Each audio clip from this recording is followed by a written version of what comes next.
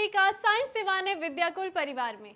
मैं शालिनी, आपकी biology educator, आज आप सभी के लिए लेकर आई हूँ मोस्ट इम्पॉर्टेंट टॉपिक, जो कि आपके वृषण के अनुप्रस्थ काट और अंडाशय के अनुप्रस्थ काट के बारे में। ये ऐसे क्वेश्चन है जो आपके बोर्ड एग्जाम में आपको यहाँ पर देखने के लिए मिलते हैं और आपसे काफी बार चित्र की सहायता से आपको बोला जाता है कि आपको इसको समझाना है। तो आज की क्लास में हम इन्हीं दोनों टॉपिक का अध्ययन करने वाले हैं। तो चलिए आज की क्लास स्टार्ट करने से पहले आप सभी अपने सभी दोस्तों के साथ लिंक को शेयर कर लीजिए और फिर हम करते हैं आज की इस क्लास को स्टार्ट। सबसे पहले आप सभी को मैं बताने वाली हूँ वृषण के अनुप्रस्थ काट के बारे में। तो उससे पहले आप सभी को ये पता होना चाहिए कि ये जो वृषण की संरचना है, आखिर ये किसकी संरचना है। आप सभी को पता होना चाहिए, हम जब भी यहाँ पर मानव जनन पढ़ते हैं और मानव जनन में आप सभी को पता है नर जनन तंत्र की संरचना का जो प्राथमिक अंग होता है वो होगा आपका वृषण। वृषण वही संरचना होती है जहाँ पर नर युग्मक यानी कि शुक्राणु के निर्माण की क्रिया होती है। तो आप सभी को पता है हम यहाँ पर बात कर रहे हैं मानव जनन की, और इस मानव जनन में आप सबको पता है कि यहाँ पर हम पूरे प्रोसेस पढ़ते हैं कि किस तरीके से मानवों में लैंगिक जनन की क्रिया के द्वारा यहाँ पर संतति का निर्माण होता है। और हम जब भी यहाँ पर लैंगिक जनन की क्रिया पढ़ते हैं उससे पहले हमें ये पता होना चाहिए कि आखिर नर जनन तंत्र की संरचना कैसी होती है और मादा जनन तंत्र की संरचना कैसी होती है। तो आप सभी को पता है यहाँ पर हम बात करने वाले हैं, सबसे पहले हम देख रहे हैं एक होती है आपकी नर जनन तंत्र की संरचना जो कि आपके नर बॉडी में होगी, ठीक है। और दूसरी हम बात करेंगे मादा जनन तंत्र की संरचना जो कि आपकी मादा संरचना में होती है। ये दोनों की दोनों संरचना ही मनुष्य के पेल्विक एरिया में उपस्थित होती है, या हम कह सकते हैं पेल्विक कैविटी में प्रेजेंट होती है। अब आपको पता है कि पेल्विक कैविटी कौन सी होती है। आपको पता है कि मनुष्य में जो वक्ष गुहा होती है वो ये वाला भाग होगा, है ना, जहां पर उसका श्वसन अंग उपस्थित है। उसके बाद आ जाती है उदर गुहा। उदर गुहा में उसका पाचन तंत्र उपस्थित होता है। उदर गुहा के ठीक नीचे होती है श्रोणि गुहा। तो ये दोनों के दोनों अंग होते हैं कौन सी गुहा में, श्रोणि गुहा में उपस्थित। ये बात ध्यान रखनी है आप सभी ने, ठीक है। नर जनन तंत्र का कार्य होता है यहाँ पर केवल और केवल नर युग्मक के निर्माण की क्रिया का। यहाँ पर क्या होगा, नर युग्मक के जो निर्माण की क्रिया होगी। और आप सभी को पता होना चाहिए कि जो नर युग्मक होगा वो क्या है, शुक्राणु होगा। शुक्राणु का मतलब होता है स्पर्म, क्लियर। स्पर्म के निर्माण की क्रिया किसके अंतर्गत होगी, नर जनन तंत्र के अंतर्गत के। लेकिन मादा जनन तंत्र की जब हम संरचना देखते हैं तो मानव जनन में आधी से ज्यादा लैंगिक जनन की जो प्रोसेस होगी वो आपकी मादा जनन तंत्र की संरचना के अंदर ही होती है। जैसे कि यहाँ पर एक तो आप देखते हो यहाँ पर मादा युग्मक का निर्माण होगा, ठीक है। यहाँ पर मादा युग्मक का निर्माण भी होगा। मादा युग्मक यानी कि अंडाणु के निर्माण की क्रिया भी मादा जनन तंत्र में होगी। मादा में एक विशेष प्रकार का चक्र चलता है जिसे हम कहते हैं आर्तव चक्र। तो ये जो आर्तव चक्र आप पढ़ते हो ये भी किस में पढ़ोगे आप, मादा जनन तंत्र की संरचना के अंदर। उसके बाद जो यहाँ पर लैंगिक जनन में हम निषेचन की क्रिया पढ़ते हैं तो ये निषेचन की क्रिया भी आपके कहाँ होगी, मादा जनन तंत्र में होगी। उसके पश्चात जब युग्मनज बन जाता है, युग्मनज से भ्रूण बनेगा और ये जो भ्रूण का अंतःरोपण की क्रिया होगी ये भी कहाँ होगी, मादा जनन तंत्र के अंदर होगी। तो यहाँ पर निषेचन अंतःरोपण की अगर हम क्रिया पढ़ रहे हैं तो ये भी कहाँ हो रही है, मादा जनन तंत्र में। उसके बाद जब अंतःरोपण हो जाता है भ्रूण गर्भाशय में तो भ्रूण का फिर परिवर्धन होता है, यानी कि ये जो भ्रूण होगा ये शिशु में बदलता है, ये भी कहाँ बदलेगा, इस मादा जनन तंत्र में ही बढ़ेगा। तो हम कहेंगे कि यहाँ पर जो भ्रूण का परिवर्धन होगा वो भी कहाँ हो रहा है, ये परिवर्धन मादा जनन तंत्र में ही होता है। और उसके पश्चात शिशु जब बन जाएगा, उसके पश्चात जब शिशु प्रसव क्रिया के थ्रू बाहर निकलता है, यानी कि प्रसव की जो क्रिया होती है वो भी कहाँ हो रही है, मादा जनन तंत्र में ही होती है। उसके पश्चात जब शिशु बाहर आ गया तो वो मादा का दुग्ध ग्रहण करता है ना। मादा का जो प्रथम दुग्ध होगा उसके लिए बहुत ज्यादा आवश्यक होता है। तो यहाँ पर दुग्ध स्त्रवण की क्रिया ये सब किस में होगी, इस मादा जनन तंत्र की संरचना में ही होती है। दुग्ध स्त्रवण की क्रिया, स्त्रवण, ठीक है। तो यहाँ पर इतनी सारी क्रिया आप क्या देखते हो, मानव जनन तंत्र में देखते हो, मादा जनन तंत्र में। कॉन्सेप्ट क्लियर है? तो अब हम यहाँ पर देखते हैं कि आपके एग्जाम में क्वेश्चंस तो काफी सारे आते हैं यहाँ से, लेकिन मेन जो आपका यहाँ पर अगर बात करें नर जनन तंत्र से और मादा जनन तंत्र से, यहाँ पर आपके नर जनन तंत्र में वृषण के अनुप्रस्थ काट के ऊपर काफी सारे क्वेश्चन आते हैं।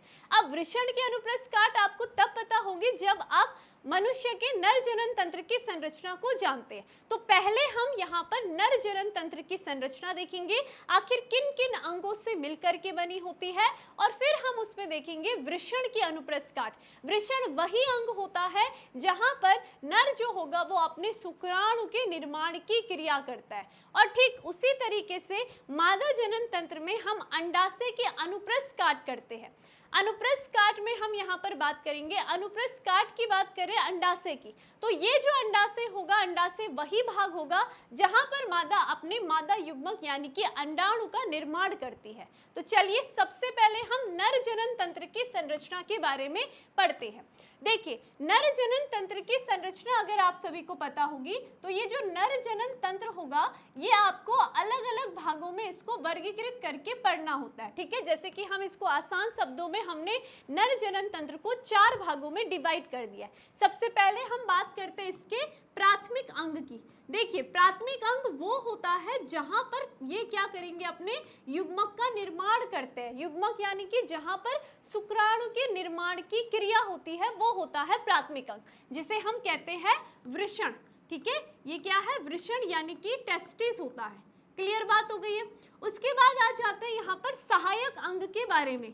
तो देखिए, सहायक अंग वो अंग होते हैं जो कि क्या करेंगे, इस शुक्राणु को शरीर से बाहर ले जाने का कार्य करते हैं, जिसके अंतर्गत आप यहाँ पर पढ़ते हो शुक्र वाहिनी के बारे में, शुक्र वाहिनी के बारे में पढ़ोगे, अधिवृषण के बारे में पढ़ते हो, अधिवृषण आपका आ जाता है, अधिवृषण। उसके बाद आप देखोगे यहाँ पर शुक्रवाहक आ जाएगा, शुक्रवाहक आ जाएगा। क्लियर बात हो गई है। उसके बाद आ जाते हैं यहाँ पर कुछ सहायक ग्रंथियां।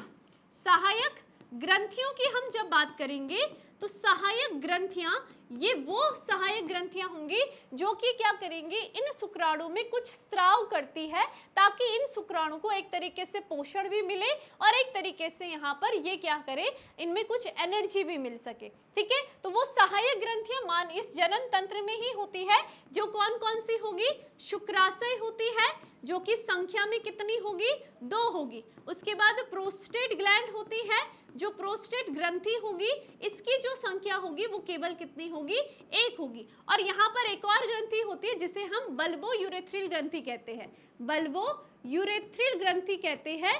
तो ये जो बल्बो यूरेथ्रिल ग्रंथि होती है ये वो ग्रंथि होगी जो क्या करेगी, यहाँ पर स्नेहक का स्त्राव करती है, ये भी संख्या में 2 होती है। क्लियर बात हो गई है। फिर उसके बाद आ जाता है बाह्य जनेंद्री, ठीक है। बाह्य जनेंद्री ये शरीर से बाहर उपस्थित अंग होता है।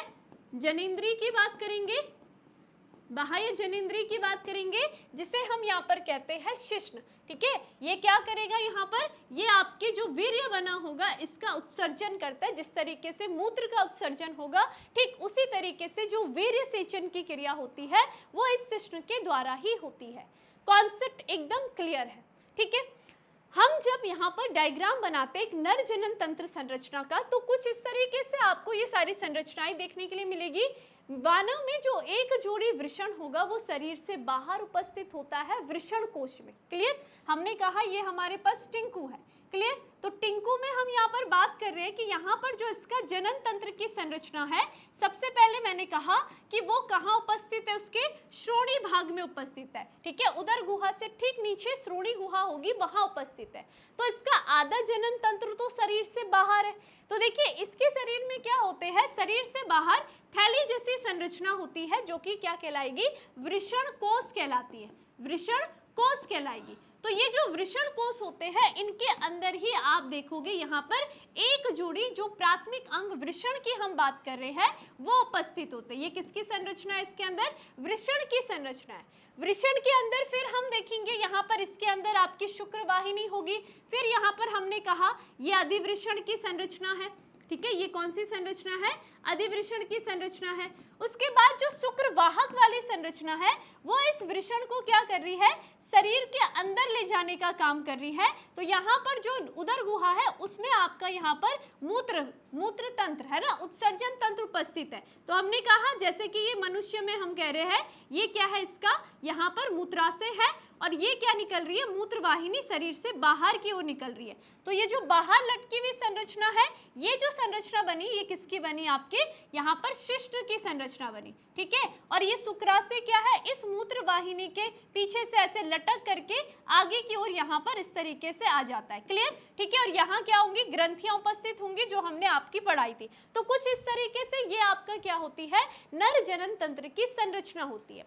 अब हमारा टॉपिक है कि वृषण की अनुप्रस्थ काट, क्योंकि इसके अंदर शुक्राणु का निर्माण होता है, तो आखिर वृषण की अनुप्रस्थ काट किस प्रकार की होती है इसके बारे में बात करते हैं। तो हमारा यहाँ पर हम बात करेंगे वृषण की अनुप्रस्थ काट के, वृषण की अनुप्रस्थ काट, अनुप्रस्थ काट की हम बात करने वाले हैं। क्लियर, तो मैंने कहा मनुष्य में कितने जोड़े वृषण होते हैं, एक जोड़े वृषण उपस्थित होते हैं और ये कहाँ होंगे, शरीर से बाहर, कहाँ, शरीर से बाहर, किधर, वृषण कोश में। ठीक है, जो क्या होते हैं, वृषण कोश होते हैं, इनमें उपस्थित होते हैं। इनका यहाँ बाहर होने का ये कारण होता है क्योंकि मैंने जैसा कि कहा कि वृषण के अंदर शुक्राणु का निर्माण होगा।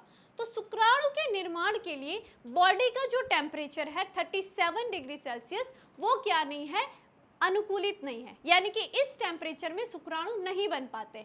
शुक्राणु कम टेम्परेचर में बनते हैं 2 से 2.5 डिग्री सेल्सियस, यानी कि शुक्राणु के परिपक्वन के लिए 35 डिग्री सेल्सियस तापमान की आवश्यकता होती है।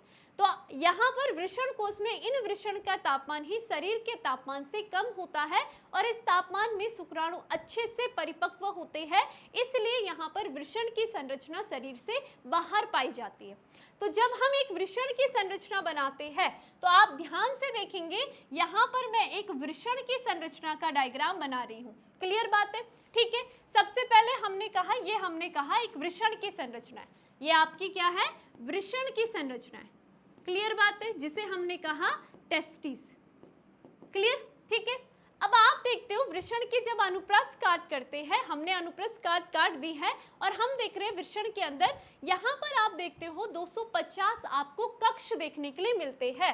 ठीक है, यहाँ पर आप क्या देख रहे हो, हम यहाँ पर कमी कक्ष बनाएंगे, आपको यहाँ पर 250 कक्ष देखने के लिए मिलते हैं कुछ इस तरीके से। ठीक है, यहाँ पर इन कक्षों को हम क्या कहेंगे, ये जो 250 कक्ष होते हैं इन कक्ष को कहते हैं वृषण पालियां, वृषण पालियां कहते हैं।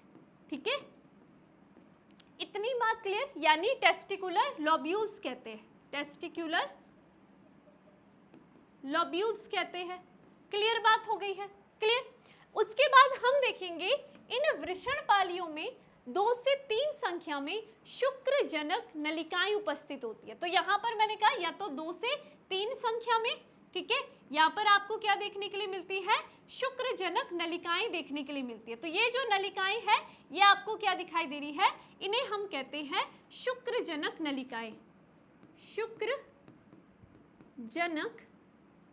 नलिकाएं कहते हैं, जिनकी संख्या मैंने क्या कहा 2 से 3 होती है। इन्हें हम कहते हैं सेमनीफेरस ट्यूब्यूल्स, सेमनीफेरस ट्यूब्यूल्स कहते हैं।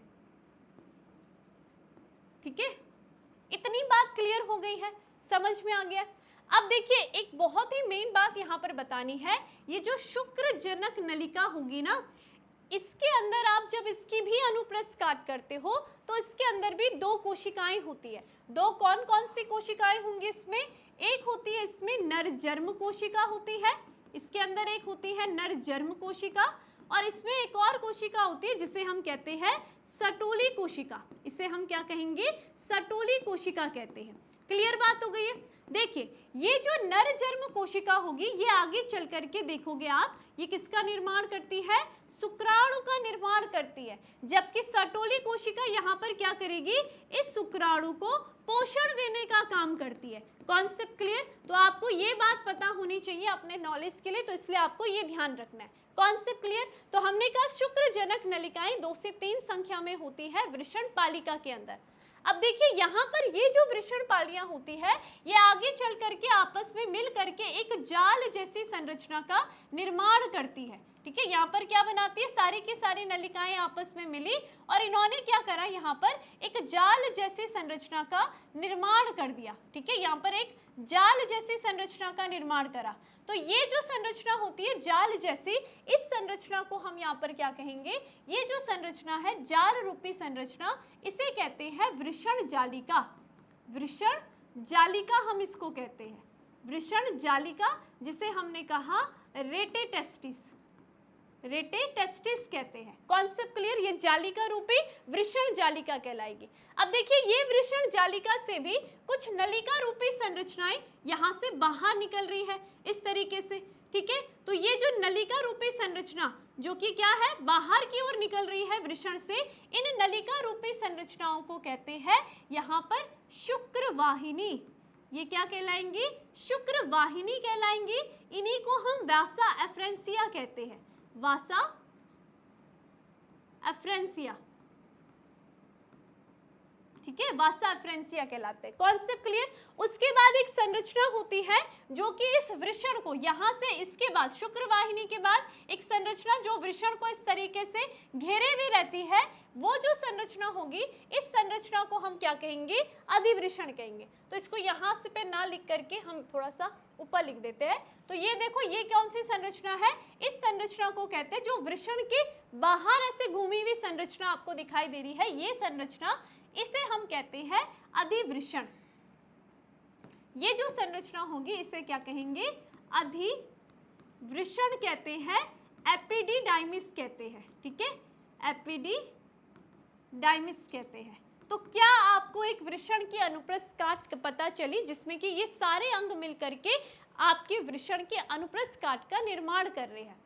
कुछ नहीं है, हमने कहा कि मनुष्य में एक जोड़ी वृषण शरीर से बाहर वृषण कोश में उपस्थित होते हैं। जब वृषण की अनुप्रस्थ काट करते हैं तो यहाँ पर दिखते हैं आपके 250 पालियां, जिन्हें हम कहते हैं वृषण पालियां। इन वृषण पाली में 2 से 3 आपको शुक्रजनक नलिकाएं दिखाई देती है।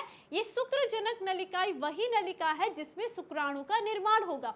तो जब इनमें शुक्राणु का निर्माण होगा तो अब शुक्राणु जब वीर्य सेचन के द्वारा बाहर निकलेंगे तो यहाँ पर ये सारी संरचनाएं उसको शरीर से बाहर निकालने में सहायक करेगी, इसलिए हमने इनको सहायक अंग भी कहा। तो शुक्राणु पहले कहाँ जाएगा, इस वृषण जालिका में जाएगा।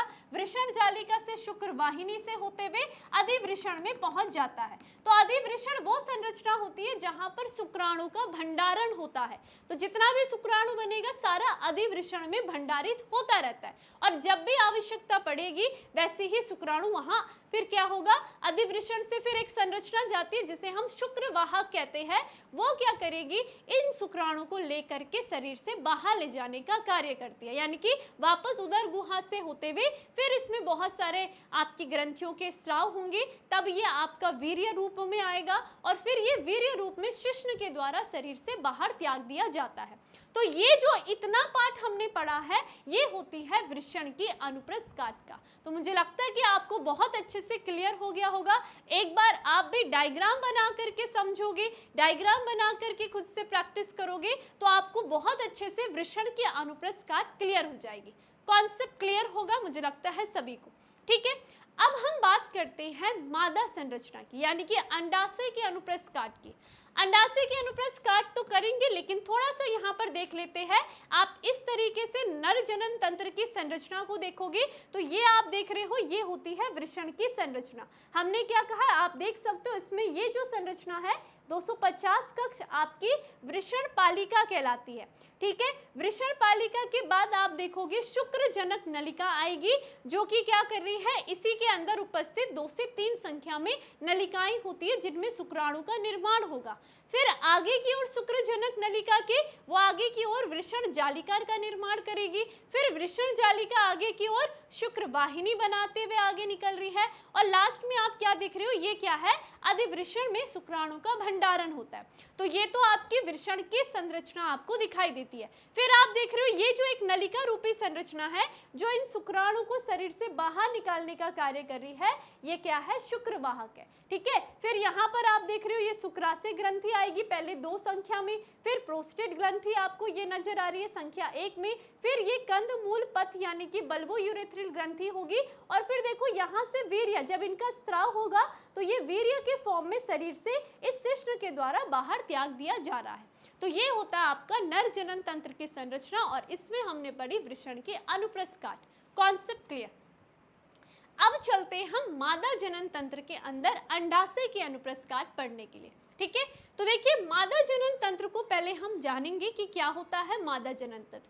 अभी अभी मैंने आपको बताया कि मादा जनन तंत्र में लैंगिक जनन की सारी लगभग सारी की सारी जो जितनी भी व्यवस्थाएं आप पढ़ते हो वो सारी की सारी मादा जनन तंत्र के अंदर ही होती है। नर में तो केवल और केवल एक युग्मक जनन शुक्राणु के निर्माण की क्रिया होगी, लेकिन जब भी मादा की बात करेंगे तो उसमें आपके एक तो युग्मक के निर्माण की क्रिया, अंडाणु का निर्माण भी होगा, निषेचन की क्रिया भी होगी। निषेचन पश्य प्रवस्था में जो भी होता है, भ्रूण का परिवर्धन, शिशु का निर्माण, फिर आपके प्रसव की क्रिया, वो सारी की सारी आपके मादा जनन तंत्र में ही होती है। तो चलिए हम यहाँ पर देखते हैं कि आखिर मादा जनन तंत्र कौन कौन सी संरचना से मिलकर के बना होता है, ठीक है।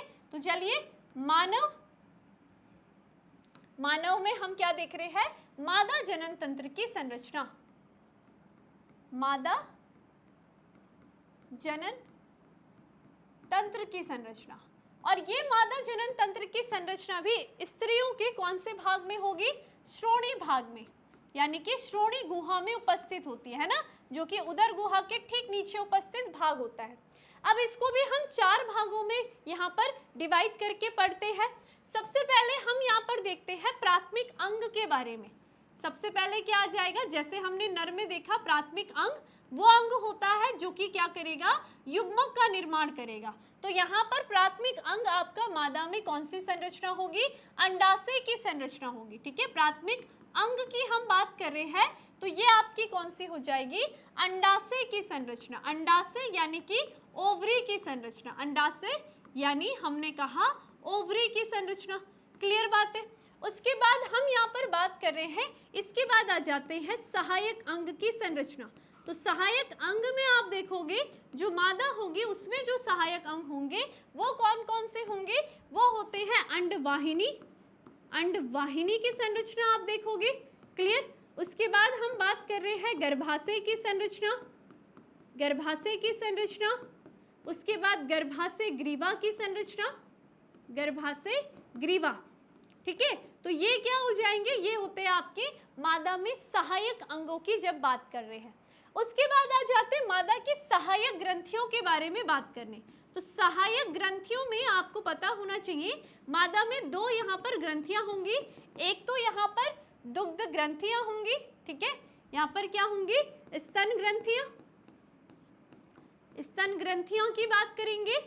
और जो दूसरी होती है उसे हम यहाँ पर कहते हैं बार्थुलिन ग्रंथि, बार्थुलिन ग्रंथि कहते हैं। अब देखिए जैसे आप देख रहे थे ना, नर में बल्बोयूरेथ्रल ग्रंथि और मादा में ये बार्थुलिन ग्रंथि, इन दोनों का कार्य एक समान ही होता है। नर में जो एक पारदर्शी द्रव स्नेहक का स्त्राव करता है वो कौन करेगा, बल्बोयूरेथ्रल ग्रंथि करता है। क्लियर। यानी कि वो क्या कर रहा है, यहाँ पर एक लुब्रिकेंट वाले स्नेहक का स्त्राव करता है जो कि लुब्रिकेंट में सहायक होता है जब सेक्सुअल इंटरकोर्स होगा। ठीक उसी तरीके से मादा की योनि में उपस्थित ये जो बार्थुलिन ग्रंथि होती है, ये भी एक पारदर्शी द्रव का स्त्राव करती है जो कि लुब्रिकेंट का कार्य करता है, स्नेहक का कार्य करेगा। Concept clear. उसके बाद बात करते हैं यहाँ पर किसकी, बाह्य जनेंद्री की, बाह्य जनेंद्री। बाह्य जनेंद्री जो क्या करेगी, यहाँ पर प्रसव की क्रिया में भी सहायक होगी। यहीं से क्या होगा, शिशु शरीर से बाहर निकलेगा। इस भाग को हम कहते हैं योनि यानी वजाइना। क्लियर बात है। तो इन अंगों से मिलकर के पूरे मादा जनन तंत्र की संरचना बनी होती है। जब भी हम इनको डायग्राम में इस अंगों की संरचना को देखते हैं तो आप सभी को पता होना चाहिए एक मादा जनन तंत्र में एक जोड़ी अंडाशय उपस्थित होता है। क्लियर। उसके बाद आप देखोगे यहाँ पर एक जोड़ी अंडवाहिनी उपस्थित होती है जो कि कुछ इस तरीके से संरचना होगी। ठीक है, ये इस तरीके से हम देखेंगे, ये क्या है, आपकी अंडवाहिनी की संरचना होती है। क्लियर। ये जो संरचना है ये क्या है, ये अंडवाहिनी की संरचना है। उसके बाद हम देखते हैं कि इसमें एक उल्टे नासपति के आकार का गर्भाशय उपस्थित होता है। फिर ये जो संरचना होगी ये गर्भाशय ग्रीवा होगी और लास्ट में हम क्या देख रहे हैं, इसमें ये जो संरचना है वो योनि भाग है। क्लियर? हम अगर इनकी नेमिंग करें तो कुछ इस तरीके से, ये आप देख रहे हो ये किसकी संरचना, एक जोड़ी अंडाशय की संरचना है। उसके बाद हमने कहा ये 10 से 12 सेंटीमीटर आप देखोगे अंडवाहिनी की संरचना होगी, अंडवाहिनी की संरचना होगी। ये उल्टे आकार की जो संरचना है इसे हमने कहा गर्भाशय की संरचना है और गर्भाशय के ठीक नीचे ही ये जो संरचना थी वो किसकी है, गर्भाशय ग्रीवा की। क्लियर? ये तो हम क्या बना रहे हैं, मादा जनन तंत्र की संरचना। लेकिन हमें क्या पढ़ना है, हम यहाँ पर पढ़ रहे हैं अपना क्या, ये जो आपका अंडाशय है आखिर इसकी आंतरिक संरचना कैसी होती है इसके बारे में हम बात करेंगे। तो जब हम मादा के अंडाशय की अनुप्रस्थ काट करते हैं तो उसमें आपको क्या क्या संरचना देखने के लिए मिलती है। ठीक है, चलिए देखो, सबसे पहले हम यहाँ पर बात कर रहे हैं अंडाशय की संरचना की। ठीक है, अंडाशय की संरचना की हम बात कर रहे हैं। देखो, मादा में जो अंडाशय का साइज होता है वो 2 से 4 सेंटीमीटर होता है। ठीक है, लंबाई कितनी होगी, 2 से 4 सेंटीमीटर लंबा आपका मादा में अंडाशय उपस्थित होता है। क्लियर? जब हम अंडाशय के अनुप्रस्थ काट देख रहे हैं तो अंडाशय में आपको कुछ इस तरीके से ये संरचनाएं देखने के लिए मिलती है। ठीक है, इस तरीके से संरचना देखो, अंडाशय का ये जो पूरा का पूरा भाग है, ये जो पूरा का पूरा भाग है, इस भाग को हम कहते हैं क्या, स्ट्रोमा भाग कहते हैं। क्लियर बात है? ये पूरा जो भाग है ये क्या कहलाएगा, स्ट्रोमा भाग कहलाता है। ठीक है, अब इस स्ट्रोमा भाग के अंदर भी दो भाग होते हैं। दो भाग कैसे होंगे, एक वो भाग होगा जहां पर यहाँ क्या होंगी उपस्थित, रक्त वाहिनियां उपस्थित होंगी। ठीक है, रक्त वाहिनी में कौन आ जाती है, आपकी धमनी शिरा आ जाती है। ठीक है, यहाँ पर कई सारे पेशियां उपस्थित होंगी, यहाँ पर कई सारे आपकी तंत्रिकाएं उपस्थित होंगी। तो ये जो भाग होता है आपके अंडाशय का, इस भाग को कहते हैं मेड्यूला। ठीक है, ये कौन सा भाग होगा, मेड्यूला भाग होगा, जहां पर क्या उपस्थित है, रक्त वाहिनियां उपस्थित होती है। कॉन्सेप्ट क्लियर है? उसके अलावा बाकी का जो भी भाग होता है इस भाग को हम क्या कहेंगे, कॉर्टेक्स भाग कहते हैं। बाकी का जितना भी भाग है, ठीक है, ये क्या कहलाएगा, कॉर्टेक्स भाग कहलाता है। क्लियर बात है? ये क्या कहला रहा है, कॉर्टेक्स भाग कहला रहा है। कॉर्टेक्स वो भाग होता है जहां पर आप क्या देखोगे, इसमें होते हैं पुटक उपस्थित। पुटक यानी कि जैसे प्राथमिक पुटक, द्वितीयक पुटक, तृतीयक पुटक, ग्राफियन पुटक। ठीक है, तो ये जो होंगे कॉर्टेक्स भाग, इसमें आप फॉलिकल्स की संरचनाएं देखते हो। कॉन्सेप्ट क्लियर है?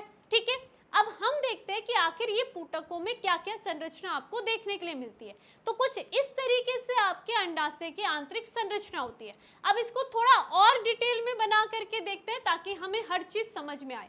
देखिए, जब क्या होता है, यहाँ पर हम बात कर रहे हैं, जैसे ही मादा अपनी किशोर अवस्था में आ जाती है वैसे ही आप क्या देखोगे, उसमें यहाँ पर अंडोत्सर्ग की क्रिया हो जाती है। यानी कि उसके अंदर ये पुटकों का निर्माण तो उसका कब हुआ, कि जब वो क्या हो रही थी, जन्म से, देखो जन्म से पहले ही माता के यहाँ इस अंडाशय में काफी सारी अंडजननी कोशिकाएं होती है और उन अंडजननी कोशिकाओं में पहले समसूत्री विभाजन होता है। जब वो लड़की अपनी माता के गर्भ में ही होगी तो उसका जो अंडाशय होगा उसकी अंडजनन कोशिकाओं में समसूत्री विभाजन हो गया होगा। ठीक है, इसको हम कुछ इस तरीके से समझते हैं कि जब जन्म से पहले, ठीक है, जन्म से पहले हम देख रहे हैं, ठीक है, जो बच्ची है उस बच्ची के अंडाशय की अगर हम बात करते हैं, उस अंडाशय में हम यहाँ पर देख रहे हैं कई सारी क्या होंगी, अंडजननी कोशिकाएं होती हैं। ठीक है, अंडजननी कोशिकाएं होंगी। क्लियर? इस अंडजननी कोशिकाओं में काफी यहाँ पर क्या होगा, समसूत्री विभाजन होगा। समसूत्री विभाजन से यहाँ पर नई कोशिकाओं का निर्माण होगा, तो उन्हें हम क्या कहते हैं, प्राथमिक अंडाणु कोशिका कहते हैं। ठीक है, यहाँ पर हम क्या कहलाएंगे उन्हें, वो हो जाती है आपकी प्राथमिक अंडाणु कोशिका, प्राथमिक अंडाणु हो जाता है। ठीक है, उन्हें हम क्या कहेंगे, प्राथमिक अंडाणु कहते हैं। तो देखिए, जब जन्म नहीं हुआ था तब तक तो इसकी संख्या क्या थी आपकी, लगभग मिलियन की संख्या में ये क्या बनते हैं, आपके प्राथमिक अंडक बनते हैं। अब इस प्राथमिक अंडक में जैसे ही अर्धसूत्री प्रथम विभाजन होने ही लगता है, वैसे ही यहाँ पर क्या हो जाएगा, वो जो बच्ची थी उसका जन्म हो जाता है। ठीक है, तो उसका जो वो अर्धसूत्री विभाजन होता है ना, वो जो उसका अर्धसूत्री विभाजन की क्रिया होती है, वो जो विभाजन की क्रिया है वो क्या हो जाती है, यहाँ पर स्टॉप हो जाती है। अब जब तक ये क्रिया स्टॉप है, जन्म जैसे जन्म ले लिया तब तक ये क्रिया स्टॉप रहेगी। और ये कब तक स्टॉप रहेगी, जब तक कि मादा कितनी साल की नहीं हो जाती है, 13 से 14 साल की नहीं हो जाती है। ठीक है, और जब तक वो 13 से 14 साल की नहीं हुई तब तक उसके अंडाशय में ये प्राथमिक अंडाणु में अर्धसूत्री प्रथम विभाजन नहीं होता है। ठीक है, तो फिर तब तक होता क्या है, तब तक उसके शरीर में क्या होगा, इस प्राथमिक अंडाणु में पुटकों का निर्माण होता है। ये प्राथमिक अंडाणु क्या करेगा, अपने चारों ओर लेयर्स का निर्माण करके पुटकों का निर्माण करता है। ठीक है, अब देखो होगा क्या, यहाँ पर अगर हम अंडाशय की संरचना में कुछ इस तरीके से ही हम बात करेंगे, क्या देखेंगे, देखते एक बार बना करके। ठीक है, यहाँ पर थोड़ा सा हम इसको खोल देते, थोड़ा सा और छोटा बनाते हैं। ठीक है, ठीक इस तरीके से अभी हमने संरचना बनाई। ठीक है, ये स्ट्रोमा भाग है, आपको मैंने बता दिया, यहाँ पर रक्त वाहिनी का भाग होगा। ठीक है, ये मेडुला भाग होगा, अभी अभी हमने बात करी। ठीक है, और ये क्या है, कॉर्टेक्स भाग है। तो मैंने क्या कहा, वो क्या था, प्राथमिक पुटक था जो कि अंडाशय में बना था। अंडजननी कोशिकाओं से बहुत सारे पुटक बने होते। ठीक है, हम एक प्राथमिक पुटक को ले लेते हैं। ये किसकी संरचना है, हमने कहा ये जो येलो कलर का है वो क्या है, प्राथमिक अंडक है, सॉरी। ठीक है, ये क्या होगा, प्राथमिक अंडक होगा। तो सबसे पहले ये प्राथमिक अंडक अपने चारों ओर कुछ, यहाँ पर इसके चारों ओर कुछ कर्णिकामय कोशिकाएं होंगी, ये क्या करता है, उसकी लेयर बनाता है अपने चारों ओर। ठीक है, यहाँ पर कर्णिकामय जो कोशिकाएं होंगी ये क्या होंगी, इस अंडाणु के चारों ओर इस तरीके से इसको घेर देती है। ये जो संरचना है इस कर्णिकामय कोशिकाओं के साथ, जिसे हम ग्रैनुलोसा सेल कहते हैं, ये जो संरचना बन रही है ये किसकी बन रही है, प्राथमिक पुटक की। इसे हम क्या कहेंगे, ये बना आपका क्या, प्राथमिक पुटक, प्राथमिक पुटक। क्लियर बात हो गई है। ठीक है, यानी कि इसको हम क्या कहेंगे, प्राइमरी आपका फॉलिकल कहते हैं, फॉलिकल। क्लियर बात हो गई है। ठीक है, उसके बाद फिर आगे देखो, इस प्राथमिक पुटक से, ये पुटकों का निर्माण एफएसएच हार्मोन्स की प्रेरणा से हो रहा है। ठीक है, एफएसएच हार्मोन्स का लेवल अभी महिला की बॉडी में तेज ज्यादा है, तो इन पुटकों का निर्माण हो रहा है। क्लियर, इस प्राथमिक पुटक से किसका निर्माण होगा, आगे चल करके द्वितीयक पुटक का निर्माण होगा। तो द्वितीयक पुटक में आप देखोगे प्राथमिक अंडक तो वैसे ही रहेगा, लेकिन आप क्या देख रहे हो, इसके बाहर ये जो कर्णिकामय कोशिका है ये क्या करेंगे, और ज्यादा विभाजन करके अपनी संख्याओं को बढ़ा रही है। तो यहाँ पर इन्होंने अपनी संख्याओं को बढ़ा दिया। क्लियर, इसी के साथ साथ यहाँ पर क्या होती है, एक नई लेयर का निर्माण होता है जिसे हम क्या कहेंगे, थीकल लेयर कहते हैं। ठीक है, इसमें क्या हुआ, कर्णिकामय कोशिका के साथ एक और लेयर बनी जिसे हमने थीकल लेयर कहा। ठीक है, तो ये ध्यान रखना। तो ये जो संरचना बन करके तैयार हुई, इस संरचना को हम क्या कहेंगे, द्वितीयक पुटक कहते हैं। ये आ जाएगी आपकी किसकी संरचना, द्वितीयक पुटक की संरचना आ जाएगी। क्लियर बात है, जिसे हमने कहा सेकेंडरी आपका फॉलिकल्स।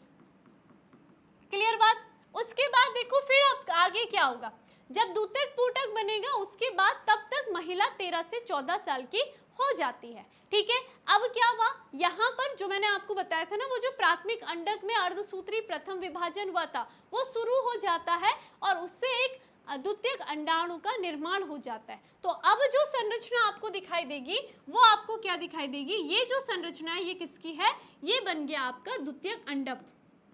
द्वितीयक अंडक बन चुका है। ठीक है, यानी कि आपका क्या है, सेकेंडरी उस साइड बन चुका है। क्लियर, तो आप यहाँ पर क्या देखोगे, फिर यहाँ पर आपको संरचना देखने के लिए मिलेगी। यहाँ पर कर्णिकामय कोशिकाएं है। ठीक है, कर्णिकामय कोशिकाएं तो उपस्थित है। क्लियर, साथ ही साथ आप देखोगे यहाँ पर वो जो थीकल लेयर मैंने बात करी थी ना, ये जो थीकल लेयर की मैंने बात करी थी, ये थीकल लेयर भी दो भागों में विभाजित हो जाती है। ठीक है, एक होता है इसमें इंटरना भाग, थीकल इंटरना भाग होता है, और दूसरा आप क्या देखोगे इसमें थीकल एक्सटर्ना भाग होता है। ठीक है, इसमें कैसे बताएं हम, यहाँ पर ठीक है, इससे बनाते हैं। इसमें एक और भाग होगा जो कि थीकल एक्सटर्ना भाग कहलाएगा।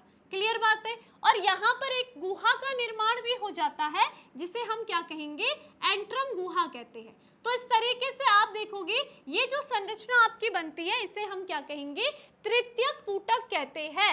ये संरचना किसकी बनी आपकी, ये जो संरचना आप देख रहे हो ये किसकी बनी है आपकी, तृतीयक पुटक की। तृतीयक पुटक बन करके तैयार हो चुका है, यानी कि आप क्या कहलाओगे, ये टर्सरी फॉलिकल्स कहलाता है, फॉलिकल। क्लियर बात हो गई है। उसके बाद फिर से एफएसएच हार्मोन्स की प्रेरणा से ये तृतीयक पुटक किसमें बदलेगा, ग्राफियन पुटक में बदलता है। तो अब ग्राफियन पुटक में आप देखोगे ये द्वितीयक आपका क्या है, द्वितीयक अंडक है। ठीक है, इस द्वितीयक अंडक के बाहर एक तो जोना पेलुसिडा लेयर बन जाती है, कोरोना रेडिएटा की लेयर बन जाती है। ठीक है, फिर उसके बाहर हमने देखा इसके बाहर एक गुहा का निर्माण हुआ जिसे हमने एंट्रम गुहा कहा। क्लियर। और उसके पश्चात आप क्या देखोगे, यहाँ पर आपके ये जो आपकी थीकल एक्सटर्ना है ना, ये क्या थी, थीकल एक्सटर्ना थी। क्लियर। उसके बाहर हमने कहा इसके बाहर भी ये इंटरना थी और ये एक्सटर्ना थी, इसकी लेयर बन जाती है। ठीक है, तो ये आपकी मिला करके ये जो संरचना आपकी बनी है ये किसकी बनी है, ग्राफियन पुटक की बनी है, ग्राफियन पुटक की संरचना बनी है। Concept clear. तो ये होती है आपके अंडाशय की अनुप्रस्थ काट, जिसमें पहले प्राथमिक पुटक था, उसमें आपने देखा केवल प्राथमिक अंडक, और ये क्या होती है, कर्णिकामय कोशिका होती है, कर्णिकामय कोशिका होती है, सेल होती है। ठीक है, फिर जब द्वितीयक पुटक का निर्माण होगा तो द्वितीयक पुटक में आपका ये जो प्राथमिक अंडक है उसके बाहर कर्णिकामय कोशिका के साथ थीकल लेयर उपस्थित होती है।